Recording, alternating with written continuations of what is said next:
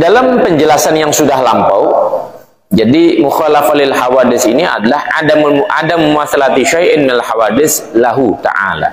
Jadi tidak bolehnya adanya sifat yang serupa dengan Allah. Nah, karena tidak ada sifat yang boleh serupa, maka jangan sekali-kali dibayangkan.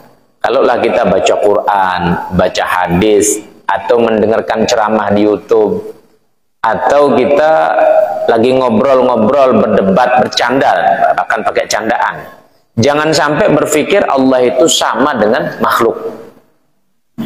Kafir nanti ya, murtad ya. Kalau dia berpikir Allah itu sama dengan makhluk, murtad. Karena Allah itu laisa kamitslihi syai'un. Ayat Al-Quran menegaskan laisa kamitslihi syai'un wa huwas samiul basir. Tidak ada yang serupa, tidak ada yang mirip, tidak ada yang persis dengan Allah Subhanahu wa taala, apapun tidak ada. Tidak ada. Makanya kalau kita masukkan coba dalam benak ini, semua alam ini yang terbayang, ma khatara bibalik fahuwa khilafu zalik. Apa yang terlintas di dalam benak kita, Allah itu tidak sama begitu. Itu gampangnya begitu ya. Kalau lisan ini masih bisa ngomong dia, pikiran ini bisa membayangkan, hati itu lebih jauh lagi. Apa yang terlintas di hati terkait dengan perkara-perkara di dunia ini, jangan coba-coba bayangkan Allah itu seperti itu. Ma khatara bibalik fahuwa khilafu dzalik. Apa yang terlintas dalam benak kita, dalam pikiran kita, Allah tidak sama seperti itu. Tidak sama seperti itu. Kalau kita katakan presiden itu kuat, bisa membantu masyarakatnya, rakyatnya, itu kan sebatas di saat dia jadi presiden. Kalau sudah mundur, sudah selesai, tidak bisa dia. Mau memakmurkan masyarakat, tidak bisa lagi. Artinya dia bersandar dengan kekuasaannya. Kalau kekuasaannya dicabut, ya sudah. Tetapi Allah, kekuasaannya maha abadi. Itu kekuasaan Allah. Maka kalau Allah mensejahterakan hambanya, dari kita tidak bisa mikir bagaimana cara kita mensejahterakan diri, sampai kita bisa mikir sampai pikun lagi, Allah bisa itu. Dari kita tidak bisa makan, cara makan masih disuapi gitu ya. Dari cuman nangis-nangis saja lalu ibunya ngambil, diambil, dimasukkan ke di teteknya, kita minum. Dari cara begitu. Kok Allah bisa menjadikan naluri bayi begitu? Allah Maha Kuasa. Kalau manusia tidak bisa. Kalau ibunya, nah ibunya ini kan manusia biasa, tidak maha kuasa. Kalaulah seorang ibu merasa, oh ini kan usaha saya, ini jeripaya saya, kalau tidak saya begini, maka anak ini tidak mungkin hidup. Salah dia berpikir begitu. Banyak anak tidak disusui dari kecil, ya hidup saja. Banyak anak yang mereka tidak dirawat ibu kandungnya, hidup dia. Bahkan baru ceprot lahir, dikasih orang lain. Cuman dikasih dot buatan manusia, dia hidup juga. Tidak boleh seorang ibu itu merasa ya, tidak merasa. Dalam artian ketika dia merasa bahwa sudah menyusui, lalu dia neken anaknya, menjerumuskan anaknya, berkata-kata kasar jelek kepada anaknya, tidak layak begitu. Itu pribadi ibu. Nah, tetapi kita umat Rasulullah diajarkan sudah secara otomatis, karena memang begitu kuat jerih payah ibu kita, maka sebagai anak ya bersyukur kepada ibu kita, karena ibu kita lah yang menjadi sebab saya katakan ya, sebab dia nyusui kita, sebab dia merawat kita, sebab dia yang memberi makan kita dan seterusnya, sebab saja. Maka kita bersyukur kepada mereka, terima kasih. Tapi mereka tidak maha. Jadi semua yang terlintas, bisa terlintas dalam pikiran kita, Allah itu tidak begitu ya. Allah tidak begitu. Ya kalau sudah demikian, maka kalaulah manusia ini, kita ini kecewa sama orang, itu maklum. Karena memang manusia itu pasti mengecewakan. Manusia itu pasti mengecewakan.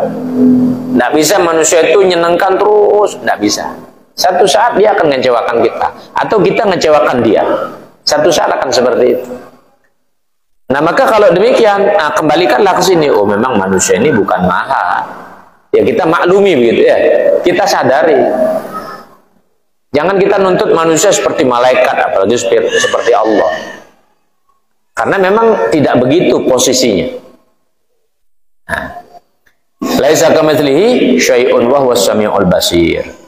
Wa qala ta'ala wa lam yakun lahu kufuwan ahad.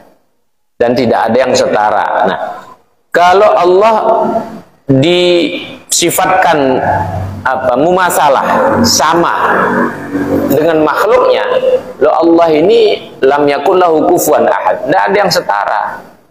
Kalau manusia, kita sama manusia bisa saja setara, mengejar ketertinggalan orang lain, mungkin saja bisa. Si A menggebu-gebu ingin jadi pejabat, lalu mengkoordinir orang tidak bisa. Dia cari uang banyak, dibayar orang. Mungkin jadi ketemu nanti, terpenuhi target. Seorang ingin jadi orang kaya, buka warung belum sukses, berusaha lagi dia dengan usaha lain, berusaha lagi dengan usaha lain, bisa jadi sukses, mampu dikejar. Karena memang masih setara, kita manusia masih setara. Tapi kalau Allah, tidak ada yang setara dengan Allah. Bagaimana mau kita menyetarai Allah? Tidak bisa. Walam yakun lahu kufuwan ahad. Nah, dua ayat ini cukup menjadi landasan untuk penegas Allah itu mustahil sama dengan makhluknya. Tidak mungkin, ya. Tidak mungkin. Jadi pegang baik-baik ini akidah ini, pegang baik-baik akidah ini, sehingga jangan sampai kita terlepas, apalagi dalam praktek kehidupan. Kalau dalam pemahaman kita harus pegang baik-baik. Pemahaman inilah yang dipakai landasan untuk modal kehidupan kita. Kalau sudah diyakini Allah itu maha segala-galanya, ya pasti ada solusi dari setiap permasalahan yang kita alami. Pasti ada solusi, apapun itu masalah-masalah, apapun masalahnya, baik itu masalah keluarga, masalah usaha, masalah rezeki, masalah penyakit, apapun itu ada solusinya. Karena memang manusia ini yang fana. Fana itu ya hancur sirna, tidak abadi, dan akan selalu berubah gitu ya. Ada seorang istri bilang pada suaminya, Mas atau Pak atau Kak atau apalah panggilan, kamu sekarang kok sudah berubah kan? Itu bahasa itu salah itu ya. Seakan dia tidak belajar tauhid. Memang manusia ini harus berubah. Kalau tetap saja berarti Tuhan nanti ya. Kalau tetap saja dia tidak berubah-berubah, Tuhan nanti. Jadi kalimat itu salah itu kalau didudukkan kepada manusia. Seorang istri tidak terima, Mas kamu kok berubah sekarang, Pak kamu kok berubah sekarang, Ayah kamu kok berubah sekarang. Loh manusia ini memang harus berubah. Lah terus yang dimaksudkan berubah apanya? Berubah sayangnya, berubah cintanya, berubah fisiknya. Loh memang manusia ini harus berubah. Bagaimana dia nuntut orang lain tidak boleh berubah, lah dia pun juga berubah. Fisiknya ya berubah, yang dari muda jadi tua, yang dari cantik mulai keriput kan begitu ya. Dia pun berubah juga. Tapi kadang tidak sadar. Tidak sadar. Maka harus sudah difahami bahwa kita manusia ini statusnya makhluk. Makhluk itu berubah. Tidak abadi. Tidak tetap. Semuanya saja itu ya. Jadwal ngaji begini ini pun satu saat bisa jadi berubah dia ya. Semangat kita satu saat berubah, sistem kita satu saat berubah. Nah, jangan kita nuntut harus sebagaimana awalnya, harus tetap begitu. Tidak bisa. Manusia ini berubah. Minimal kesempatan, minimal kemampuan, minimal jadwal waktu yang padat dan seterusnya. Itu tidak bisa dipatenkan. Maka harus difahami bahwa manusia ini berubah. Nah, jangan kalau berubah nanti kita protes habis-habisan, kok berubah begini, tidak kayak dulu. Semua yang ada di alam ini Allah sudah naskan berubah. pasti berubah ya. Hanya saja bagusnya kalau berubah dari yang kurang baik jadi lebih baik, yang kurang sempurna jadi sempurna. Nah, itu berubahnya begitu, diusahakan. Tapi kalau tidak bisa, ya mau bagaimana lagi. Tapi terimalah ketentuan bahwa makhluk ini semuanya pasti berubah.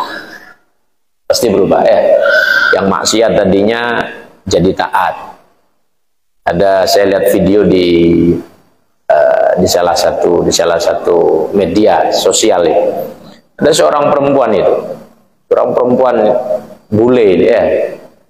Karena dia tertarik dengan Islam. Masuk ke masjid, rupanya jamaahnya semuanya laki-laki. Ikutlah dia sholat, gerakannya saja diikuti. Dia tidak paham kalau itu sholat. Cuman lihat ini orang Islam ini kok dingin, adem begitu ya, tentram begitu. Masuklah dia ke masjid, dia ikut ruku, ikut sujud, ikut takbir begitu. Dia pakai celana pakai rok pendek, rok mini deh. Dilihat dari CCTV, kemudian ini perempuan ini bukan melecehkan, bukan menghina, tapi dia menginginkan satu perubahan dalam dirinya, menerima hidayah dari Allah. Cuman belum tahu caranya bagaimana, karena belum ada yang bimbing. Tapi dia masuk saja ke masjid, ikut dia takbir, ikut ruku, ikut sujud. Nah, setelah itu baru kemudian dikasih masukan bahwa ini namanya sholat. Sholat ini untuk laki-laki ya seperti ini, pakaiannya juga harus sopan. Nanti untuk wanita kalau sholat bagaimana? Pakaiannya lebih sopan lagi, tutup aurat semuanya. Terus dikasih masukan-masukan, nah akhirnya mu'alaf lah dia.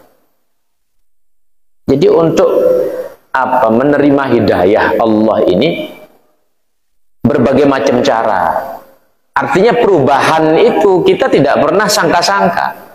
Masa orang yang dia biasa telanjang cuma pakai celana dalam saja begitu, kok bisa dapat hidayah dari Allah, kemudian dia ingin sholat dan justru dengan itu kemudian Allah kasih hidayahnya.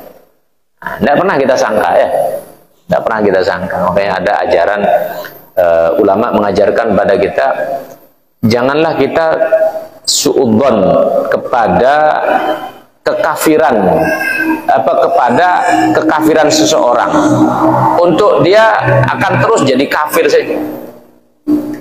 Tetapi kalau agama kafirnya, agama keingkarannya, nah keingkaran itu sudah tetap ingkar sampai kapanpun. Tapi pribadinya yang kafir ini, jangan kita suudzon bahwa dia akan kafir terus, belum tentu. Bisa saja nanti dapat hidayah mu'alaf ya. Atau kita ya tidak boleh juga prasangka buruk. Berarti kalau begitu sekarang orang Islam bisa jadi nanti kafir. Ya jangan prasangka buruk begitu.